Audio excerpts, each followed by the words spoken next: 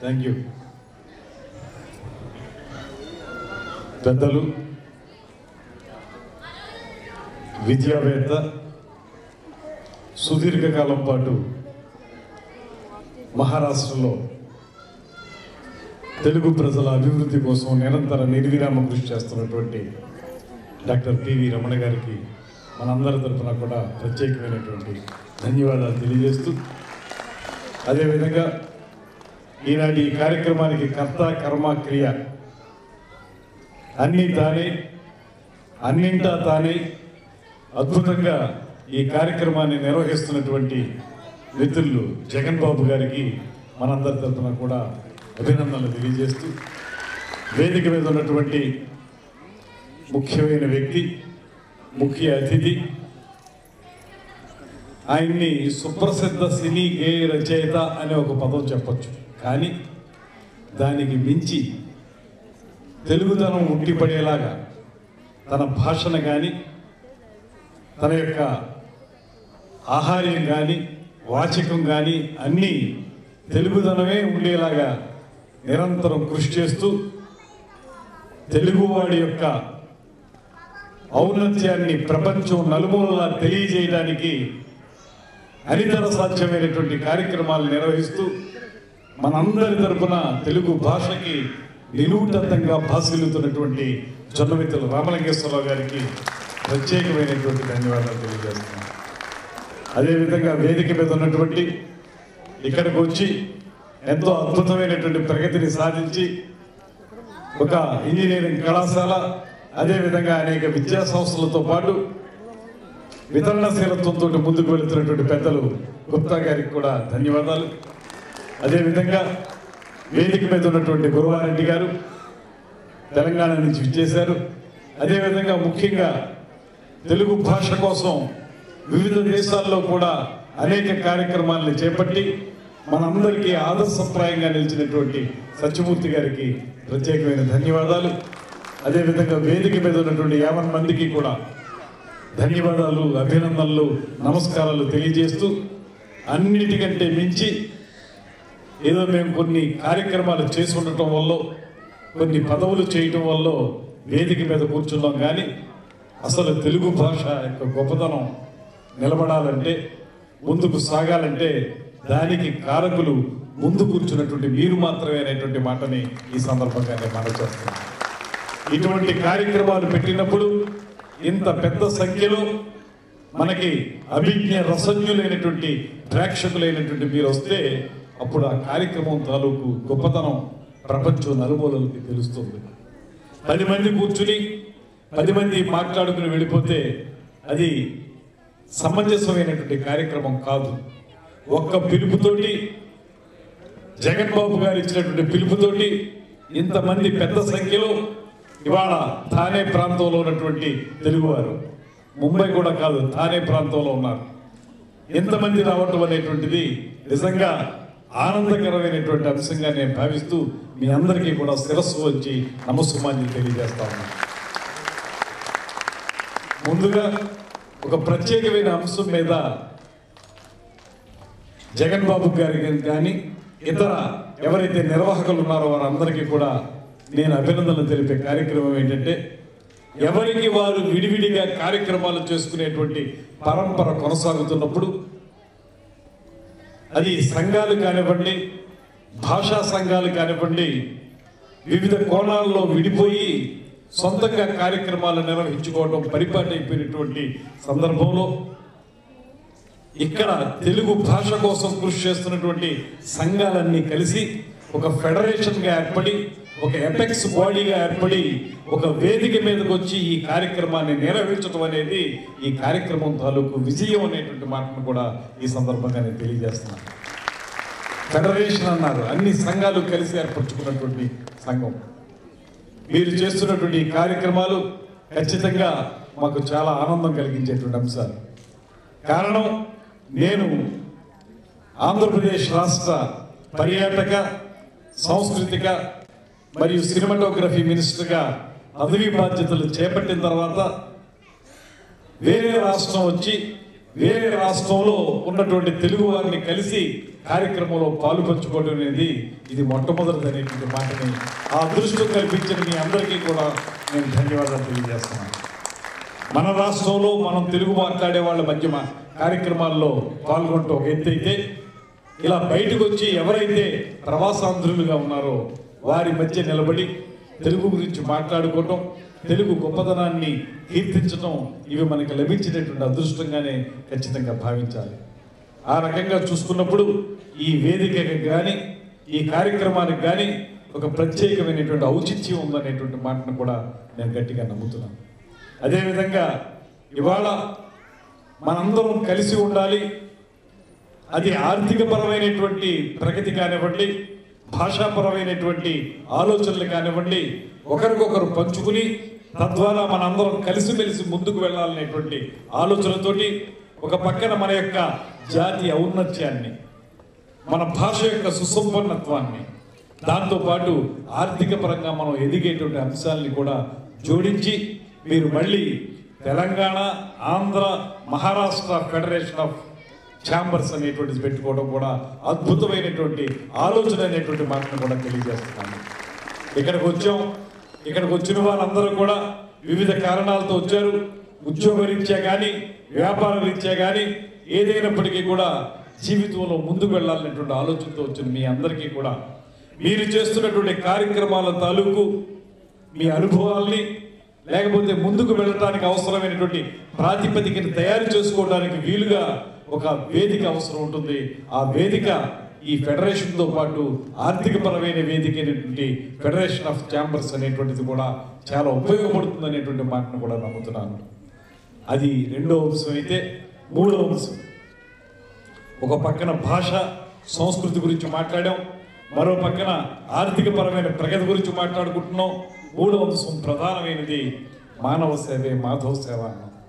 మనం చేసేటువంటి కార్యక్రమాలు 4 రూపాయలు సంపాదించుకున్న తర్వాత అందులో 1 రూపాయి మనం మానవ సేవ కోసం ఖర్చు పెట్టాలనేటువంటి ఆలోచన ఒక పరంపరగా, ఒక సాంప్రదాయంగా మనకు వస్తున్నటువంటి, అనుచారంగా వస్తున్నటువంటి ఒక విధానాన్ని ముందుకు తీసుకెళ్లే విధంగా ఇవాళ మిత్రులందరూ కలిసి ఆనంద నిలయం అనేటువంటి ఒక అద్భుతమైనటువంటి కార్యక్రమానికి శ్రీకారం చుట్టడం అనేది మా అందరికీ కూడా మార్గదర్శకమైనటువంటి కార్యక్రమంగా నేను ఖచ్చితంగా భావిస్తున్నాను. ఈ ఆనంద నిలయం ద్వారా చూపించారు. ఇప్పుడు ఆడియో విజువల్స్లో చూసాం, మనం ఏవి చూసాం, అది చూసిన దాంట్లో దాన్ని మీరు రూపొందించినటువంటి విధానం కానీ, రూపకల్పన చేస్తున్నటువంటి పద్ధతి కానీ ఇవన్నీ కూడా అనితర సాధ్యం. దాంతోపాటు రాబోయే రోజుల్లో మీరందరిలో కూడా మంచి మనస్సు ఉంది కనుక ఆచరణలో కూడా దాన్ని అదే స్థాయిలో తీసుకురాగలిగితే ఖచ్చితంగా ఇది ప్రపంచానికి తలమానికంగా నిలబడేటువంటి ఒక అద్భుతమైనటువంటి సంస్థగా రూపొందేటువంటి అవకాశం ఉంది. ఆ కార్యక్రమంలో కూడా మీరు విజయం సాధించాలని మనస్ఫూర్తిగా కోరుకుంటూ, తెలుగు భాష ఔన్నత్యం గురించి మాట్లాడడము, మన సంస్కృతి సాంప్రదాయాల గురించి మాట్లాడడానికి ఇక్కడికి వచ్చాను అనుకున్నాను. కానీ ఇక్కడికి వచ్చిన తర్వాత అర్థమైంది ఇది ఒక సంపూర్ణమైనటువంటి కార్యక్రమం. ఇందులో ఆర్థికపరమైనటువంటి కార్యక్రమాలు ఉన్నాయి, మానవ సేవకు సంబంధించిన కార్యక్రమాలు ఉన్నాయి, భాషాపరమైనటువంటి ఔన్నత్యానికి సంబంధించిన కార్యక్రమాలు ఉన్నాయి. అన్నీ కలగలిపి రంగరించి మేళవించి ఒక అద్భుతమైనటువంటి కార్యక్రమంగా రూపొందించినందుకు జగన్ బాబు గారిని, వారి యొక్క సహచరుల్ని మనందరం కూడా శతత అభినందించాలనేటువంటి మాటని నేను మనస్ఫూర్తిగా అనుకుంటున్నాను. ఇందాక జనసేన పార్టీ గురించి చెప్పి రమణ గారు చెప్పారు. 2014లో ప్రారంభమైంది, 2019లో అట్రఫ్లాప్ అయింది. అయినా ఎక్కడా కూడా మొక్కవోని దీక్షతోటి ముందుకు వెళ్ళారు, ఇవాళ విజయం సాధించారు అనేటువంటి మాట. రావటం ఒక్కొక్కసారి లేట్ అవుతుంది కానీ రావటం మాత్రం పక్క. అది మీరు చాలామంది సినిమాలో వినుంటారు. అలాగా జనసేన పార్టీ ప్రారంభం కానీ, నడిచే విధానం కానీ ఇవన్నీ కూడా ఒక మంచి రాజకీయాల్లో మార్పు తీసుకురావాలనేటువంటి ఆలోచనతో వచ్చినటువంటి రాజకీయ పక్షం. అదేవిధంగా ఇవాళ ఆంధ్రప్రదేశ్ రాష్ట్రంలో మనందరం కూడా ఒక సమర్థవంతమైనటువంటి పరిపాలన కింద, ఒక సుదీర్ఘమైనటువంటి పరిపాలన అనుభవం ఉన్నటువంటి ముఖ్యమంత్రి చంద్రబాబు నాయుడు గారు ఒక పక్కన ఉంటే, పేదవాడి కంట కన్నీరు తుడవటమే ధ్యేయంగా రాజకీయాల్లోకి వచ్చి, రాజకీయ అధికారం అనేది నాయకులకు కాదు ప్రజలకు ఉండాలనేటువంటి ఆలోచన చేస్తున్నటువంటి కొణిదెల కొదమసింహం పవన్ కళ్యాణ్ గారు మరో పక్కనుంటే వీరిద్దరికీ పైన దేశంలో మాత్రమే కాదు ప్రపంచంలోనే అత్యద్భుతమైనటువంటి నాయకునిగా పేరు పొందినటువంటి మన ప్రధానమంత్రి నరేంద్ర మోడీ గారు ఆ పైన ఉంటే ఈ ముగ్గురు కలిసి కూటమిగా ఏర్పడి ఒక అద్భుతమైనటువంటి పరిపాలనని ఈ రాష్ట్రానికి ఆంధ్రప్రదేశ్ రాష్ట్రానికి అందించడానికి ఒక అవకాశాన్ని చేయించుకోవడానికి చేస్తున్న ప్రయత్నం. అందులో భాగంగానే నన్ను సంస్కృతికి సంబంధించిన పర్యాటకానికి సంబంధించినటువంటి మంత్రిగా తీసుకున్నారు. నాకు మంత్రి పదవిని ఇచ్చినటువంటి పవన్ కళ్యాణ్ గారికి నేను ఎల్లవేళలా కూడా కృతజ్ఞుడై ఉంటాను.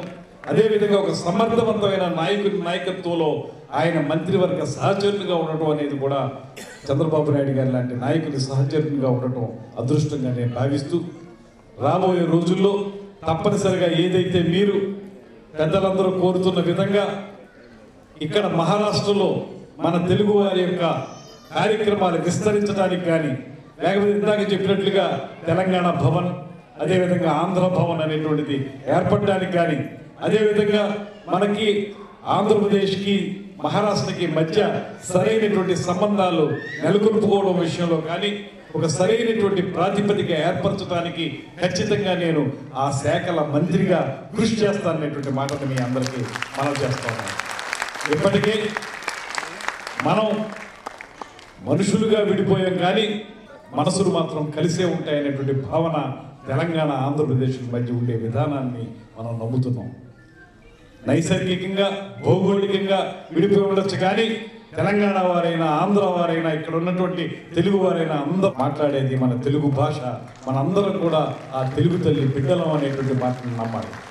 అందులో భాగంగానే ఈ మధ్యకాలంలో తెలంగాణ రాష్ట్ర ప్రభుత్వంతో ఒక సత్సంబంధాలు నెలకొల్పుకోవడానికి వీలుగా అక్కడ ఉన్నటువంటి రాజకీయ నాయకత్వంతో ఆంధ్రప్రదేశ్లో ఉన్నటువంటి రాజకీయ నాయకత్వం సమాలోచనలు చేసేటువంటి కార్యక్రమంలో ఎవరైతే సభ్యులుగా ఉన్నారో ముఖ్యమంత్రి గారి నేతృత్వంలో అందులో నేను కూడా ఒక సభ్యుడిగా ఉన్నాను.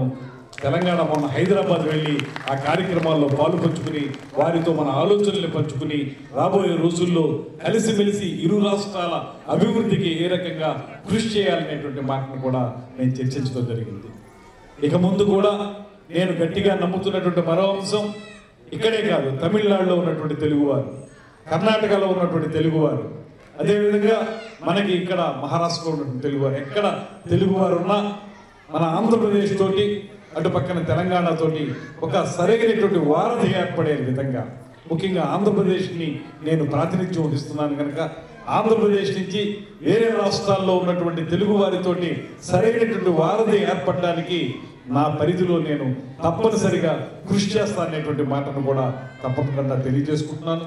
అదేవిధంగా ఇందాక జొన్నవిత్తులు గారు చెప్పినటువంటి మాట తెలుగు భాష గురించి, మన మాతృభాషలో విద్యాబోధన గురించి గడిచిన 5 సంవత్సరాల కాలంలో ఆంధ్రప్రదేశ్లో ఉన్నటువంటి ఒక రాజకీయ నాయకత్వం మనకి మాతృభాష కంటే కూడా పరభాష అయినటువంటి ఆంగ్లమే ప్రధానమైనటువంటి విధంగా వారు చేసినటువంటి ప్రయత్నం సహేతుకం కాదనేటువంటి మాట విద్యావేత్తలందరూ ఒప్పుకుంటున్నటువంటి సమయంలో మనం నమ్ముతున్నది ఒక్కటే, ఆంగ్లం ఖచ్చితంగా కావాలి. మాతృభాష, జాతీయ భాష అయినటువంటి హిందీ, అంతర్జాతీయ భాష అయినటువంటి ఇంగ్లీష్, ఈ 3 అవసరమే. ఒక విద్యార్థి రేపొద్దున ఉద్యోగాలకు వెళ్ళాలన్నా, గ్రూప్ డిస్కషన్స్లో పార్టిసిపేట్ చేయాలన్నా, ఇతరతర అంశాల్లో ఒక లాంగ్వేజ్గా ఇంగ్లీష్ చాలా అవసరం. కమ్యూనికేషన్ స్కిల్స్ అంటాం, వాటిని ప్రస్ఫుటంగా విస్పష్టంగా మన మనసులో ఉన్నటువంటి మాటలను చెప్పడానికి ఈ గ్రూప్ డిస్కషన్స్లో ఇంగ్లీష్ చాలా అవసరం. అంత మాత్రం చేత మనం ప్రాథమిక స్థాయిలో మన విద్యాబోధన కూడా ఇంగ్లీష్లోనే ఉండాలనేటువంటి కఠినతరమైనటువంటి నిర్ణయం మాత్రం ఈ ప్రభుత్వం ఒప్పుకోదనేటువంటి మాటను మీ అందరికీ తెలియజేస్తాను. కారణం ఏంటంటే చిన్నప్పుడు చదువుకున్నాను పుస్తకాల్లో, నేను మాతృభాషలో విద్యాబోధన చేసినటువంటి విద్యార్థికి పరభాషలో విద్యాబోధన పొందినటువంటి విద్యార్థికి గల తేడా ఏంటంటే తల్లిపాలు తాగి పెరిగిన బిడ్డకి పోతపాలు తాగి పెరిగిన బిడ్డకి ఎంత తేడా ఉంటుందో అంత తేడా ఉంటుందనేటువంటి మాట పుస్తకాల్లో చదివాము. ఒక సంపూర్ణ వ్యక్తిత్వ వికాసం అంటాం, ఆల్రౌండ్ పర్సనాలిటీ డెవలప్మెంట్. దీని గురించి మాట్లాడేటప్పుడు మాతృభాషలో మన విద్యాబోధన జరిగితే ప్రాథమిక స్థాయిలో ఆ విషయాలను క్షుణ్ణంగా అర్థం చేసుకోగలిగేటువంటి పరిస్థితి వస్తే ఏదైతే జొన్నవిత్తులు గారు ఇందాక చెప్పిన ఉదాహరణలు ఎంతో అద్భుతమైన ఉదాహరణలు చిన్న చిన్న పిట్ట కథల ద్వారా చిన్న కథల ద్వారా అనేక నీతి వాక్యాలు చెప్పడం అనేటువంటిది విద్యార్థులకు నేర్పగలిగితే మనం వేరే ప్రత్యేకంగా పర్సనాలిటీ డెవలప్మెంట్ కార్యక్రమాలను చేపట్టక్కర్లేదు. ఆ విద్యా బోధన ద్వారానే వాళ్ళ పర్సనాలిటీ డెవలప్ అవుతుందనేటువంటి మాట మనం నమ్మాలి. ఆ రకమైనటువంటి వాతావరణం కల్పించడానికే ఇవాళ ఆంధ్రప్రదేశ్లో ఉన్నటువంటి ప్రభుత్వం కృషి చేస్తుందనేటువంటి మాటని, దానికి అవసరమైనటువంటి సహకారాన్ని మంత్రులుగా మేమందరం కూడా ఇవ్వడానికి సిద్ధంగా ఉన్నాం అనేటువంటి మాటను కూడా తెలియజేస్తున్నాం.